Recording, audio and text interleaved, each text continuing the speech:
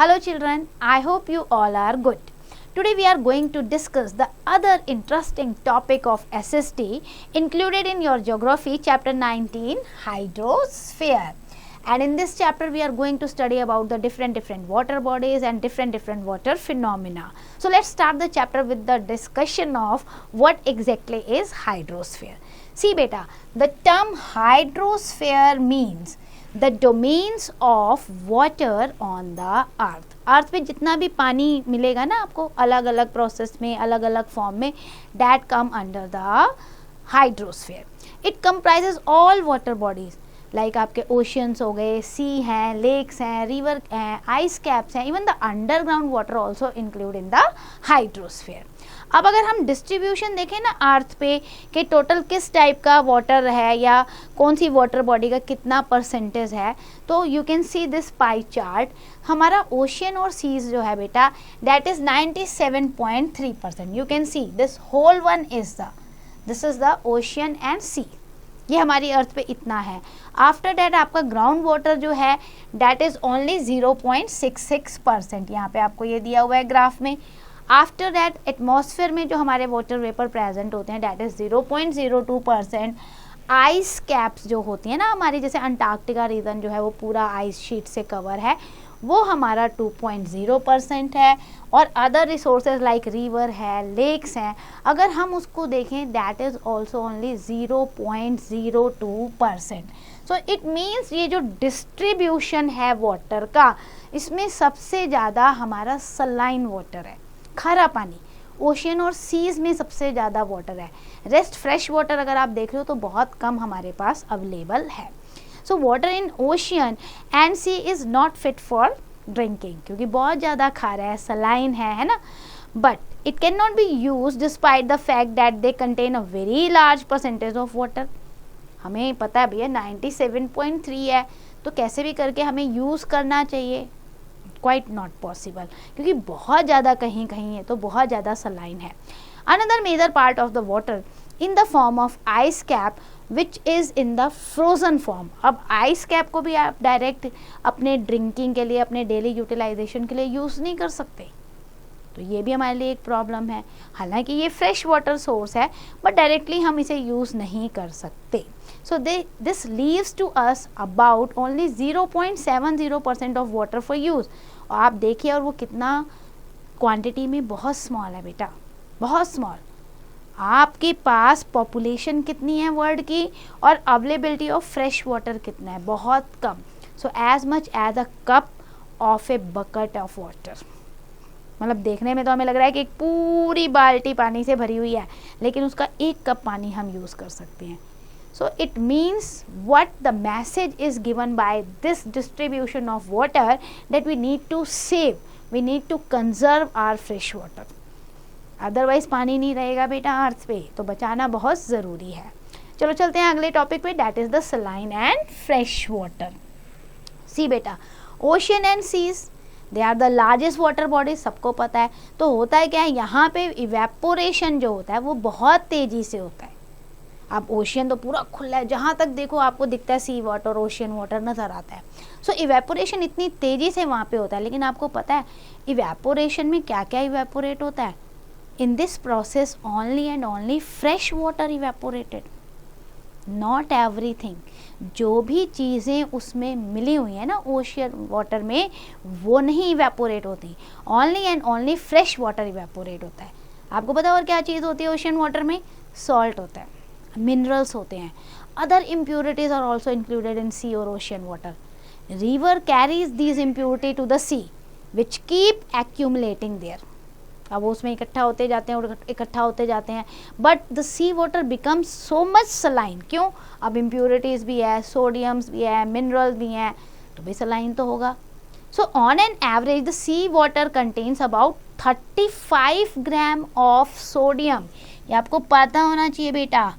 35 gram of sodium chloride, जिसे हम क्या कहते हैं, common salt which we are using in our food ना, and magnesium, calcium and potassium, ये सब मिक्स होता है. तो कैसे पानी पियोगे?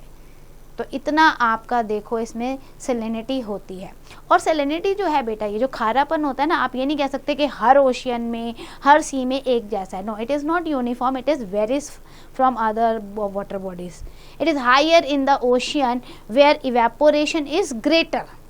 सो salinity in the dead sea, अगर आप देखोगे, आपने सुना होगा ना डेड सी के बारे में, जैसे रेड सी है, ब्लैक सी है, वैसे डेड सी है। डेड सी की सेलिनिटी कितनी ज़्यादा है? 25 ग्राम पर लीटर। 1 लीटर पानी में 25 ग्राम इतनी सारी चीज़ें मिली हुई हैं, sodium chloride, magnesium, calcium, potassium, impurities. So what is the only about 4 gram per litre in the Baltic C.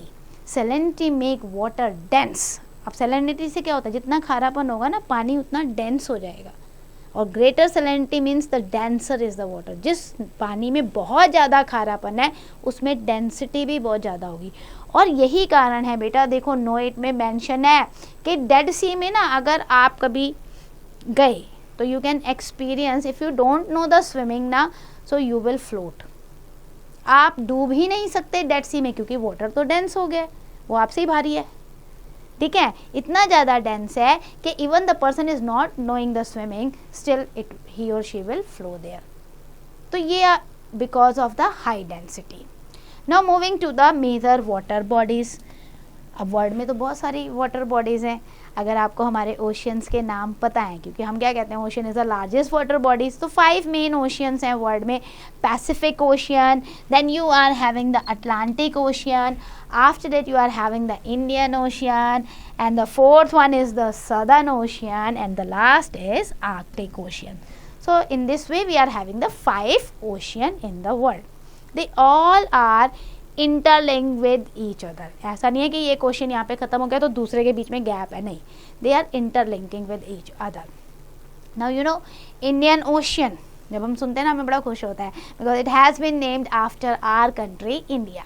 The Southern Ocean is no independent ocean. It is the southern part of first 3 ocean. जब हम ये कह रहे हैं ना Southern Ocean, तो कोई ये अलग से ओशन नहीं है बेटा, ये जो आपके फर्स्ट 3 ओशियन है ना, इन्हीं का वाटर यहाँ पे मर्ज हो रहा है, तो इसलिए ये इंडिपेंडेंट ओशियन नहीं होता है। And it was designated as independent ocean in the year 2000। तो हुआ क्या, बाद में देखा गया कि भाई क्योंकि तीनों तरफ से पानी आ रहा है तो इसको हमें अलग नाम देना चाहिए। सो दैट्स वाई 2000 में हमने इसे क्या किया, अलग नेम दिया और कहा southern ocean. Now you can see the chart beta, it has been given in your book about the oceans, their area, important sea along with them, average depth कितनी है, and the remarks has also been given. So see, Pacific, Atlantic, Indian Ocean, Southern Ocean, Arctic Ocean. There is one remark has been given for the Pacific Ocean, that is the deepest point in Pacific Ocean, जो कि हमारा अर्थ का deepest point है, that is the Mariana Trench. ये जो Mariana trench है इसकी जो डेप्थ है ना बेटा 11,776 मीटर डीप है। ये आप सोचो वर्ल्ड का डीपेस्ट पॉइंट जो है वो पैसिफिक ओशियन में है, और ये बहुत बार आपको क्वेश्चन भी आता है 1 मार्कर में, सो इसको हमेशा याद रखना। Now in addition to these 5 ocean, there are number of the seas, bays and gulf also. They are also the water bodies. Yes, of course they are also having a saline water, no fresh water. अच्छा, sea क्या होता है? It's a part of an ocean, partly or fully enclosed by the land. आप ये देखो, इसको समुद्र आप देखते हो ना, जैसे अरेबियन सी है हमारा, इस तरीके से। So it enclosed by land. और आपका अगर आपने मुंबई को देखा हो तो यहाँ पर आपको ये पिक्चर देखो, यहाँ से साइड में क्या लैंड है, पूरा मुंबई बसा हुआ है ना, ये अरेबियन सी के किनारे है। सो एक तरीके से ओशियन का पार्ट ही है। Now moving to the gulf. Gulf क्या होता है? It is an inlet of sea water which reaches deep into the land. For example here you can see, ये ओशियन का वाटर जो है, देखो आप देख रहे हो इस तरीके से अंदर आ रहा है या इस तरीके से जा रहा है, तो वो अंदर चला जाता है पानी बिल्कुल deep into the land. Like gulf आपका जो है ना, गल्फ ऑफ मन्नार है, पर्शियन गल्फ है, ये एग्जाम्पल है। ओशियन वाटर इस तरीके से आ जाता है और अपना रास्ता बना लेता है, अपनी एक शेप बना लेता है। अगर बे की बात करें तो बे और गल्फ में ज़्यादा डिफरेंस नहीं है, बस बे का क्या होता है, इसका ना ओपनिंग जो होती है बहुत वाइडर होती है एज़ कम्पेयर टू गल्फ। यहाँ देखो ओपनिंग आपकी बिल्कुल वाइडर नहीं होगी। और यहाँ देखो दिस इज द बे, ये ओपनिंग देखो, ये पानी आ रहा है ना ओशियन का, तो यहाँ ओपनिंग जो है वाइडर है। So it is also an inlet of sea water with an wider opening than the gulf. तो हमारा बे ऑफ बंगाल आपके पास अच्छा एग्जाम्पल है, इंडिया में हडसन बे है। So these are the three other water bodies. Now if we are going to talk about the fresh water sources, तो हमारे पास क्या है fresh water के लिए? Rivers हैं, फिर lakes हैं, after that we are having streams and then we are having the groundwater also. So these are the sources of fresh water. अब हम बात करेंगे बेटा ocean movements की। ओशियन है तो भाई डिफरेंट टाइप्स की मूवमेंट भी इसमें होंगी ही होंगी। It's a largest water body. तो आपने ये फोटोग्राफ देख रहे हो ना इधर अरेबियन सी की, तो आप यहाँ नोटिस करोगे तो ये आपको यहाँ पे ये छोटे वेव्स टाइप की नज़र आएंगी। और आपको ये हमेशा देखो नज़र आए, कभी भी आप ओशियन विजिट करने जा रहे हो या सी विजिट करने जा रहे हो, you will find they are never at rest. जैसे हम होते हैं ना, हम थक गए, रेस्ट पोजीशन पे हैं, बट आप ओशियन को कभी भी देखना या सी को कभी भी देखना, कभी रेस्ट पोजीशन में आपको नहीं मिलेंगे। कुछ ना कुछ चलता रहेगा। At any time of day और night you will find waves rising and falling. इस तरीके से वेव्स उठती है ना, लहरें समुद्र की, जो ऊपर सरफेस का वाटर होता है ना ओशियन का, वो क्योंकि इतना ओशियन बहुत बड़ा है, ऊपर विंड भी ब्लो कर रही है, तो उसके डायरेक्शन में फिर वो वेव्स ऐसे राइज फॉल, राइज हो गई फिर फॉल हो गई, फिर राइज हो गई फिर फॉल हो गई। तो इस तरीके से वेव्स आपको नजर आएंगी। Sea water is never static because of a number of factor. आप कह ही नहीं सकते कि भाई समुद्र का पानी शांत है ऊपर से, नो, बिल्कुल नहीं, बहुत सारे फैक्टर काम करते हैं। Wind and temperature are important factor in ocean movement, varying the degree of salinity also result in the sea water movement. यानी कि आपके जो दो फैक्टर सबसे बड़े, टेम्परेचर और विंड, ये ओशियन मूवमेंट में सबसे ज़्यादा वर्क करते हैं। अच्छा, किस तरीके की ओशियन मूवमेंट होती है? वेव्स तो आपने सुन लिया, वेव्स तो बनती हैं, इसके अलावा टाइड्स भी बनते हैं। Then after that ocean currents भी होते हैं। So let's start discuss these three terms step by step. सबसे पहले हम बात करते हैं वेव्स की। द लैंड इज अनइवन, है ना, लैंड तो ऐसा नहीं है कि बिल्कुल स्ट्रेट है, अनइवन है, कहीं पे प्लेन है, कहीं पे प्लेट्यू है, कहीं पे माउंटेन है, कहीं पे कोस्टल रीजन है। सो लैंड अनइवन है and also there are other obstruction. Land पे क्या है? ट्रीज हैं, हिल्स हैं, बिल्डिंग्स हैं। तो विंड की मूवमेंट क्या होगी? अगर हवा चल रही है तो कहीं बड़ी बड़ी बिल्डिंग्स हैं, कहीं पेड़ आ गए, कहीं फॉरेस्ट आ गए, कहीं माउंटेन आ गए, तो विंड की मूवमेंट ऑब्स्ट्रैक्ट हो जाती है, यानी कि स्ट्रेट चल नहीं पाती। विंड को जगह जगह कई हर्डल्स का सामना करना पड़ता है। अब लैंड के अपोजिट आप ओशियन पे आओ। ओशियन क्या है? ओशियन में आपको ओपन एरिया मिल रही है खूब। कोई ऐसा तो नहीं कि बड़े बड़े माउंटेन है, बड़ी बड़ी बिल्डिंग है, बड़े बड़े पेड़ हैं, ऐसा नहीं है। Open, large open area. तो क्या होगा? विंड तो जब चलना शुरू हुई तो विदाउट ऑब्स्ट्रक्शन विंड उस पर मूव करना शुरू कर देगी। लैंड पे नहीं कर पाती ऐसे। So the wind moves on the sea water without any hindrance, कोई बाधा नहीं है, कोई हर्डल नहीं है। So as the wind blow it pushes the water also. जो ओशियन का सरफेस वाटर है ना, यानी ऊपर का पानी जो है, हवा चलती है तो हवा ऊपर के पानी को भी पुश करती है। अब वो पुश करती है तो क्या होता है? पानी ऊपर, फिर नीचे, फिर ऊपर, फिर नीचे। So this movement of rising and falling of the water in ocean body is known as wave. Now another interesting fact about the wave is that the water particles do not move with the wind. Oh my God, ये भी याद रखना है, हवा के साथ water particle move नहीं करते हैं, they only rise, फिर फॉल हो जाते हैं। It is only the wave movement which is carried forward. If you throw a cloth or paper ball ना, सी वाटर में कभी डालो आप पेपर बॉल डालो, या अगर आप कोई कपड़ा छोटा सा डालते हो, you will see that it says that as its place only it goes up down with the wave movement. So if the wind is rapid higher, waves will be caused. होता है क्या है कि देखो विंड के movement पे depend करता है। अगर बहुत ज़्यादा विंड की स्पीड है तो हाई वेव हो जाएंगी, और स्लो है तो अपना जो है बहुत कम होगी। तो यानी कि जब हायर वेव्स हो रही हैं, द राइज ऑफ वेव जो है, मान लो ऐसे पानी ऊपर की तरफ आया ना, तो उसे हम कहते हैं क्रेस्ट, जब राइज हो रहा है वाटर, ठीक है। और जब राइज होने के बाद फॉल हो रहा है, नीचे की तरफ आ रहा है, तो हम उसे कहते हैं ट्रॉ। यानी ये देखो वेव्स के मूवमेंट को भी ऊपर आने को क्रस्ट और नीचे आने को ट्रॉ कहते हैं। When the wave movement reaches the coast it crashes on the land. आप देखो कैसे ऐसा लगता है ना कि पूरे जो आसपास का कोस्टल रीजन है उसे पूरा धक्का मार रही हो, क्रैश कर रही हो ऐसे, और अपने साथ कुछ बहा के लाती है तो सरफेस पे किनारे पे छोड़ती भी है। So in addition to the wind, underwater earthquakes too can cause the massive waves. Such waves are known as tsunami. तो ये भी आपको पता होना चाहिए कि कई बार वेव्स अंडर से भी आती हैं, अंडर वाटर जो होती है ना, कि भाई ओशियन के अंदर कोई वॉल्केनो इरप्ट हो गया, कुछ हो गया, उसकी वजह से हाई वेव्स बनती हैं जो कि बहुत फोर्स होता है उनके अंदर, जिसकी वजह से बहुत ज़्यादा डैमेज होता है। तो उसको भी हम देख लेते हैं, सुनामी को भी। Tsunami can be caused by an underwater natural calamity.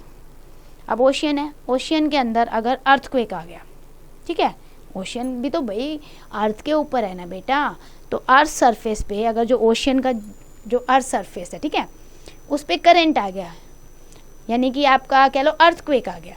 अब वो अर्थक्वेक आया तो उससे क्या होगा, पूरा वाटर जो है वो भी शेक होगा, शेक होगा तो उठेगा ऊपर। सेम ऐसे ओशियन के अंदर वॉल्केनो है, वो इरप्ट हो गया, ठीक है, और लैंडस्लाइड हो गई, तो क्या होगा, जितना का जितना ओशियन वाटर है ना वो बहुत स्पीड से बहुत हाइट तक लाइक वॉल ऊपर उठ जाएगा, पूरा वॉल की तरह आपको नजर आएगा कि अरे भाई लग रहा है कोई बहुत बड़ी दीवार उठती जा रही है, उठती जा रही है, इतना ज़्यादा। और उससे क्या होगा कि मैसिव डिस्ट्रक्शन होगा लार्ज स्केल पे, क्योंकि जब समुद्र का पानी ओशियन वाटर लार्ज स्केल पे एक वॉल की तरह आएगा और ऐसे एकदम से नीचे गिरेगा, तो आसपास की जितनी भी एरिया हैं वो सबमर्ज्ड हो जाएंगी और उसके फोर्स से बहुत ज़्यादा डिस्ट्रक्शन होगा। बहुत हाई वेव्स उठती हैं उसकी वजह से। Generally high waves are less than 50 metre in height. ये जो वेव्स होती हैं ना, हम जो रेगुलर हम देखते हैं वो 15 मीटर से कम होती हैं। They are very forceful and even overturn small ships and boat. लेकिन अगर आप देखोगे ना सुनामी में, तो कई बार जो आपकी हाइट है वो पहुंच जाती है 150 मीटर हाई। ऐसा हुआ भी है, highest wave which has been record is the 150 metre height. आप सोच लो 150 मीटर हाइट तक अगर ओशियन वाटर ऊपर तक जा रहा है तो आसपास की एरिया का क्या हाल होगा। So when these gigantic waves strikes the coast they cause the wide spread damage. बहुत ज़्यादा नुकसान होता है, इसे हम सुनामी कहते हैं। The only the wave movement is caused, the tsunami can travel as fast as 500 to 800 kilometre per hour. बेटा सुनामी की स्पीड भी इतनी ज़्यादा होती है, मतलब ये नहीं कि बस वो खड़ा हो गया, पानी ट्रेवल करता है उस हाइट पे।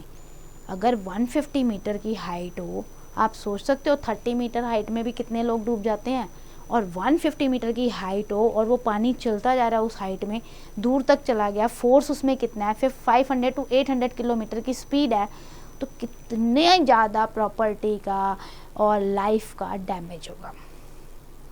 Just imagine this kind of destruction of life and property. So to protect from a tsunami, tsunami walls are built along the sea coast। आप ये देख रहे हो जापान में ये बनाया, क्योंकि जापान में कई बार सुनामी आ चुकी है जिसकी वजह से बहुत ज़्यादा लॉस होता है। तो जापान ने इस तरीके से वॉल बनाई हुई है, ये सारी वॉल आपको दूर तक नज़र आ रही होगी ना, इस तरीके से वॉल बनाई है कि बेसिकली जब ये स्टार्टअप हो हम तो इसे किसी तरीके से कुछ कम कर सकें, कुछ रोक सकें, ठीक है। सो इस तरीके से वॉल बना सकते हैं। Trees can also be grown on the sea coastal area. The best protection from a tsunami is not to be near the sea coast।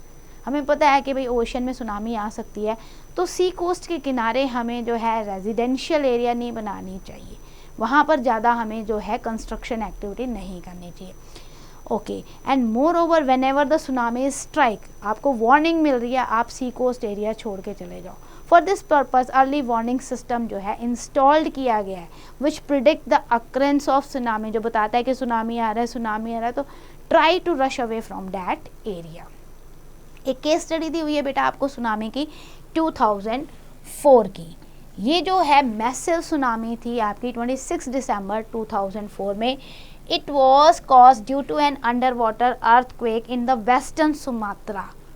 Sumatra आपका आइलैंड है, वहाँ पर जो है अर्थक्वेक आया और अर्थक्वेक की वजह से ये सुनामी अक्कर हुई। Its magnitude was 90 means 9.0। आप ये देखो, पहले जो अर्थक्वेक आया वही इतना हैवी था, 9.0 था रिक्टर स्केल पे। It was cause because the Indian plate collide with the west. Burma plate जो थी ना, इंडियन टेक्टोनिक प्लेट्स अंदर है ना, अर्थ के अंदर टेक्टोनिक प्लेट्स है, हमने प्रीवियस चैप्टर में पढ़ा है। जब वो आपस में कोलाइड हुई उसकी वजह से ये अर्थक्वेक 9.0 रिक्टर स्केल पे आया। अब क्या हुआ, ये कोलिजन जो हुआ टू प्लेट्स का, it result in the sudden movement of sea. क्योंकि ये आया भाई अर्थक्वेक सुमात्रा आइलैंड के आसपास, नीचे तो ओशियन पूरा का पूरा। अब उस वजह से सी फ्लोर पे बहुत ज़्यादा सडन मूवमेंट होनी स्टार्ट हो गई। A huge mass of water from all sides rushed to fill the gap, so water could be suddenly reach। तेजी से बढ़ना शुरू हो गया और बढ़ते बढ़ते बढ़ते वो पूरी कोस्ट लाइन पे आ गया। Not only the Sumatra, whole south east Asia. When people came to know that about strange occurrence हो रही है, ओशियन का वाटर रिसीड हो रहा है, बढ़ रहा है, पुश कर रहा है, स्पीड कुछ ज़्यादा हो रही है। सो व्हाट इज़ हैपनिंग, लोग ये सोचने पे मजबूर हो रहे कि हो क्या रहा है। But they never knew that they were going to face such a vast danger कि ये सुनामी आ रही होगी। उन्होंने सोचा कोई साइक्लोन है, कुछ है, ये उठेगा और चला जाएगा। They were not aware after the gap was filled the water rush back towards the coast line. दोबारा पानी कोस्ट लाइन पर आया, फिर गया, आ रहा है, जा रहा है। At this time the speed of wave movement जो थी वो हाई होती गई। आपकी जो पानी आया वो 800 किलोमीटर की स्पीड पे था। आप सोच सकते हो 800 किलोमीटर पर आवर स्पीड कितनी ज़्यादा होती है। Domestic aeroplane travels at this speed और द लोअर, मतलब जो आपके एयरप्लेन है वो इस पे स्पीड पे रन करते हैं। The fastest cars and train can not run as the half of the speed, और कार भी इतनी इसकी हाफ स्पीड पे रन नहीं कर सकती। 800 किलोमीटर बहुत ज़्यादा स्पीड होती है बेटा। तो अब क्या हुआ, बिफोर पीपल कुड अंडरस्टैंड कि ये हो क्या रहा है, उन्हें लगा कि भाई ऐसे वेव्स आ रही हैं, जा रही हैं, फिर स्पीड बड़ी आ रही है, फिर जा रही है। लेकिन all of sudden the great wall of water ऐसे पूरे वॉल की तरह खड़ा हो गया, पूरा पानी पानी पानी। आप सोचो अगर वॉल की तरह पानी चारों तरफ है तो आपकी तो हाइट कितनी है, मेरी आपकी, हम कहाँ जाएंगे, बिल्डिंग्स कहाँ जाएंगी, डूब जाएंगी। It was tsunami crushed on the sea coast of country Southeast Asia, completely washed away some island, कुछ island तो ख़त्म ही हो गए in the Indian Ocean. The country of Sri Lanka, India and Southeast Asian countries were badly affected. हमने बेटा इस tsunami में अपना निकोबार आइलैंड खोया है, उस पर जितने भी inhabitants थे, लोग थे, वो सारे के सारे submerged हो गए, डूब गए। तो इस तरीके से बहुत ज़्यादा नुकसान हुआ था। अराउंड 3,50,000 माना जाता है people were killed in the different country. इतना मैसिव स्केल पे ये सुनामी था। Field and buildings on the sea coast were completely vanished, destroyed. क्योंकि एक तो इतना ज़्यादा पानी, इतनी हाइट और इतनी स्पीड पे वो चल रहा है, तो भाई उसमें तो सब डिस्ट्रक्शन हो जाना है। लोग कहाँ गए, बिल्डिंग कहाँ गई, कुछ पता नहीं चला, everything is vanished. And then in India, the states of Kerala, Tamil Nadu and as well as the Union Territory, Puducherry suffered a lot with this damage. पूरा property का loss हुआ, loss of life. 12,000 people at a time killed in India due to this tsunami. Disaster management और relief करनी ज़रूरी थी, तो the government of India rose to the oceanic and put the disaster management team, Indian navy and Indian air force, ये इन्होंने together जो है अपना ऑपरेशन चलाया लोगों को बचाने के लिए। Also large number of non government organization जो हमारी NGO होती हैं वो भी सामने आई कि कुछ रिलीफ, कुछ फूड, कुछ मेडिसिन अगर हम विक्टिम्स को जो इस ट्रेजिडी में रहे हैं उनको प्रोवाइड कर पाएँ, जो बचे हैं उनको अगर हम बचा पाएँ। So it was the great loss. So be aware whenever you are moving or visiting the coastal region. Mind you, you have to aware about the tsunami and the other things which are going to be announced there. Now after tsunami we are moving to tides. Tides को अब discuss करते हैं। आप ना कभी जैसे दिन में कोस्टल एरिया पे विजिट करते हो तो स्टे करोगे ना, so you will find the level of sea water keep changing. ध्यान से ऑब्जर्व करना. Some time it is high at one time, then it is low at another time. ये जो होता है ना पानी का राइज अप होना और फॉल डाउन होना, इसे हम कहते हैं tidal movement. A tide is almost a regular rise और fall motion of the sea water twice a day. दिन में 2 बार होता है बेटा, पानी ऊपर आता है फिर नीचे जाता है. So interval between rise and fall is generally 12 hours 25 minute, क्योंकि 2 बार आ रहा है ना, तो दोनों बार के टाइड्स के बीच में ऑन एन एवरेज जो ऑलमोस्ट ये डिफरेंस रहता है. 12 आवर 25 मिनट्स के बाद दूसरा टाइड आता है. अब ये टाइड आता क्यों है, ये राइज और फॉल होता है क्यों है? The earth has the force of gravitational, है ना, ग्रेविटेशनल पुल है अर्थ के अंदर, ग्रेविटेशनल फोर्स है. So much like it the moon the sun also. अब भैया हमारे तो अदर हेवनली बॉडीज जो है, मून उसमें भी ग्रेविटेशनल फोर्स है, सन उसमें भी ग्रेविटेशनल फोर्स है. सन में तो ज़्यादा है ही, बिकॉज ऑल प्लैनेट्स जो हैं वो सन के चारों ओर चक्कर लगा रहे हैं, तो सबके अंदर ग्रेविटेशनल पुल है. सो अभी क्या, they pull the sea water towards them. भाई सब अपना ग्रेविटेशनल पुल लगाएंगे, और ओशियन तो लार्ज वाटर बॉडी है, ओपन एरिया, तो भाई वो पुल लगाते हैं, अपना अपना ग्रेविटेशनल फोर्स देते हैं, जिसकी वजह से वो पानी को अपनी तरफ खींचते हैं. So the rise is called the tide. When the water level rises up at the highest level, तो it is called as high tide. देखो सन ने अगर लगाया ग्रेविटेशनल पुल तो क्या होगा, पानी ऊपर जाएगा तो हाई टाइड हो गया. अगर बहुत ज़्यादा हाइट पे तो हाई टाइड हो गया. ठीक है. फिर क्या होता है, अर्थ ग्रेविटेशनल पुल लगाती है, पानी नीचे आ जाता है. तो इस तरीके से राइज एंड फॉल होता है.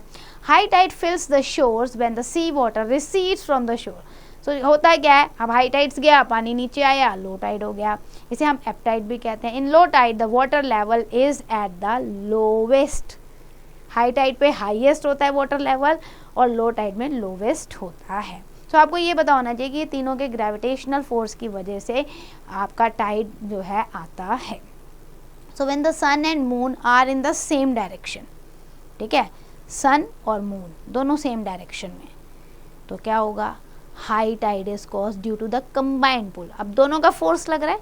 ठीक है, आप देखो आपका ये सन है, ठीक है, और अगर सन के सामने मैं मून रख देती हूँ, सन के साथ दोनों एक ही डायरेक्शन में, और दोनों अगर पुल करेंगे तो दोनों का कंबाइंड फोर्स लग रहा है, और कंबाइंड फोर्स लगने की वजह से क्या होगा, आपका टाइड जो है अकर होगा, हाई टाइड हो जाएगा.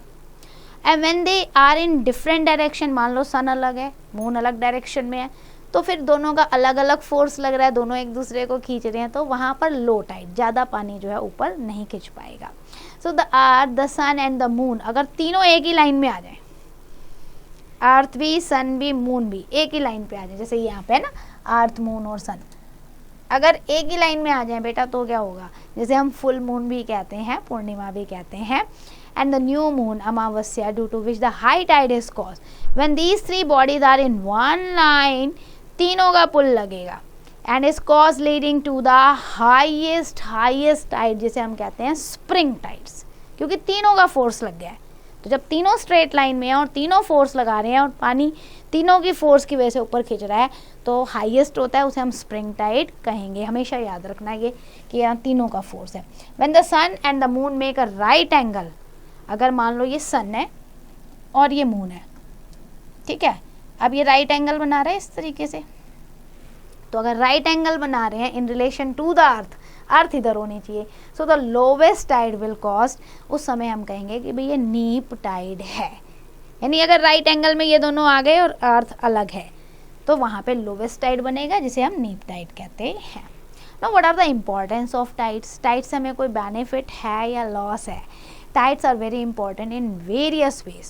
Number 1, high tides raise the water level and fill the shores with water. It helps the ships to reach the shore. High tide की वजह से ना जो शिप में आसानी से शोर की तरफ आ जाते हैं, किनारों की तरफ. High tides bring the fish towards the shore. अब पानी है अपने साथ, जब वापस आएगा तो समुद्र के अंदर जो जो चीज़ें होंगी ना उसे किनारे पर ले आएगा, तो फिश बहुत ज़्यादा लेकर आते हैं. So fishing can be undertaken near the sea coast after the tide. Then many rivers and in the sea. क्योंकि रिवर्स का जो एंड है, माउथ है, वो सी में होता है. So when they flow into the sea their current is slow down. So with this the silt down on the river bed and tides clear silt from the river mouth and restore the river current. होता है क्या, नदी जब and में आती है ना बिल्कुल समुद्र से मिलने, तो बहुत सारे कंकड़ पत्थर सिल्ट वहीं चिपक जाता है, वहीं पे रह जाता है ओशियन में एंटर करते हुए. तो जो ये टाइड्स हैं उसको वो क्लियर करते हैं, वो रास्ता क्लियर कर देते हैं. In many countries like France, tides are used for generating the electricity. India has a very long coastline, so we should also think to generate the tidal energy. हालांकि फ्रांस तो tidal energy को use कर रहा है, हम भी कर सकते हैं. Now moving to the other movement of water body that is the ocean current. अब ओशियन आपको पता ही है बेटा, बहुत बड़ा, largest mass of water body. अब क्या होता है, strangely there are some water currents in the ocean which flow like a river और stream and the flow on the ocean surface और द डाउन बिलो. होता क्या है बेटा, देखो ऊपर जो ओशियन का पानी है, ठीक है, ओशियन में तो बहुत ज़्यादा पानी है, वो तो ऊपर वाली विंड से इफेक्ट होकर वेव्स बना देता है. लेकिन एक डेप्थ के बाद ना ओशियन में पानी बिल्कुल, कहते हैं ना एक शांत नदी होती है, चुपचाप से एक डायरेक्शन में ट्रैवल करना, उसमें कोई हलचल नहीं है, नो मूवमेंट. क्योंकि ऊपर वाला जो सरफेस वाटर है उस पर तो विंड चल रही है, इसलिए वो ऐसे ऐसे होता रहता है, वेव्स बनता रहता है. लेकिन एक डेप्थ के बाद जो नीचे पानी है ना, उस पर उस विंड का कोई असर नहीं होता, तो वो अपना आराम से नॉर्मली एक काम रिवर की तरह एक पर्टिकुलर डायरेक्शन में चलता रहता है. So this is known as ocean current.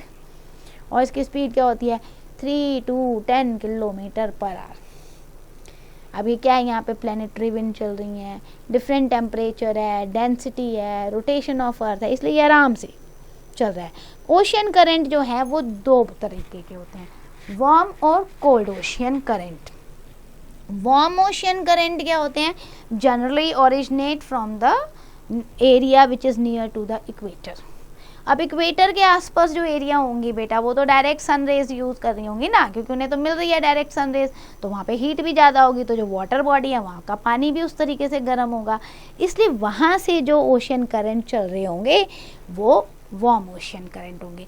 लेकिन अगर पोलर रीजन के पास जो ओशियन वाटर बॉडी है उसके नीचे जो पानी होगा, जो करंट होगा, that is cold ocean current. आपको पता है जो हमारे शिप्स होते हैं ना, वो ओशियन करंट में चलते हैं बेटा. अगर वो पानी के ऊपर ऊपर आप रख दोगे तो वो वेव्स की तरह शिप बेचारा ऐसे हो जाएगा, आप ही ऐसे ऐसे उतरोगे, कैसे ट्रैवल करोगे शिप में, नहीं कर पाओगे. तो शिप आपने देखा होगा, शिप पे चढ़ते वक्त स्टेयर्स भी लगाई जाती हैं. शिप ना इतना सबमर्ज होता है, जब तक वो ओशियन करंट तक डूब नहीं जाता ना, उसको ट्रैवल नहीं किया जाता. तो ओशियन करंट में सी रूट बनते हैं, क्योंकि वहाँ पे पानी क्या स्मूथली चल रहा है, स्मूथली रन कर रहा है, बिना किसी डिफरेंसेस के, बिना किसी हर्डल के. आपको प्यार से नज़र आएगा कि कूल एंड काम रिवर तो इतना डीप में होता है. जब ओशियन करंट के पास पहुंच जाता है ना, तो उसमें सी रूट बनते हैं और वहीं पे शिप जो है ट्रैवल करता है. अब देखो वार्म ओशियन करंट जो होता है वो लाइट होता है, ऑफ कोर्स लाइट होगा, वार्म तो, so it flows along the surface of the ocean. While cold current जो होता है वो हैवी होता है, डेंस होता है, तो वो क्या करेगा, वो bottom of the ocean. Warm आपको ऊपर मिलेगा और कोल्ड आपको उससे नीचे मिलेगा वो करंट. आपको ये देखो वर्ल्ड मैप में नज़र आ रहा है, डिफरेंट डिफरेंट टाइप के करंट आपको दे रखे हैं. जो रेड कलर से हैं बेटा, these are the warm current, और जो आपको ब्लू कलर से दिए हुए हैं that is the cold current. Now significance of ocean current, इनकी क्या वैल्यू है. An ocean current influences the temperature of the area nearby इट. वार्म ओशियन करंट क्या है, वो टेम्परेचर को रेज करेगा, तो कोस्टल एरिया में क्या होगा, टेम्परेचर हाई होगा, बढ़ेगा, जबकि कोल्ड करंट जो है आसपास के एरिया में टेम्परेचर को लो करेगा और मौसम क्या होगा, कूल हो जाएगा.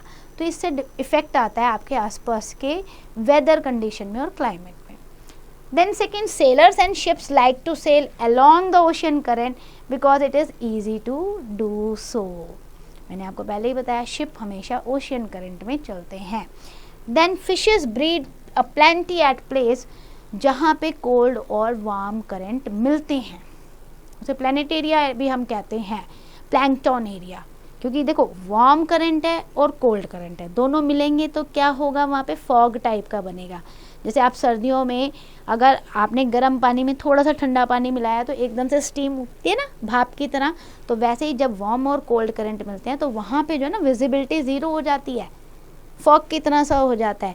तो वो एक आइडियल ब्रीडिंग ग्राउंड होता है फिश के लिए, तो फिशिंग प्रोसेस वहाँ पे सबसे ज़्यादा होता है। But of course this is the area for the most accidental prone area, क्योंकि विजिबिलिटी ज़ीरो है तो यहाँ से शिप निकलते हैं तो उन्हें दिखता ही नहीं है कुछ, तो ये भी एक प्रॉब्लम है। The winds blowing over a warm current are fully moist. They bring heavy rainfall to the adjacent coastal area. So warm current की वजह से heavy rain भी होती है, and wind blowing over a cold current, they are very dry. तो वो क्या करेंगे, पूरा उस एरिया को dry and cold कर देते हैं। So that's end for the chapter. Let's do the quick revision. What we have studied in this chapter, by hydrosphere what we mean, all water body present on the earth's surface. उसके बाद हमने पढ़ा था fresh water जो है that is only 0.70%, so we need to conserve it. Importance of water body हमने बताई थी, जिसमें ओशियंस हैं, sea, bays, gulf, river, ponds, underground water, ice cap, इन सब के बारे में हमने डिस्कस किया था। 5 मेन ओशियंस थे हमारे, जिसमें कि वर्ल्ड का लार्जेस्ट ओशियन है Pacific Ocean. Important movement of ocean water जो हमने डिस्कस की थी, these were the waves, after that tides, and then we have discuss about current also. Waves are caused due to the wind movement, and tsunami जो है large wave होती है which may cause due to the under water earthquake और landslide. Tides occur due to the gravitational pull of sun and moon. Ocean currents are streams or rivers which flow continuously in one direction. They can be warm and cold ocean current. So that's end for the chapter. I hope you understand each and every topic. Please do the exercise carefully.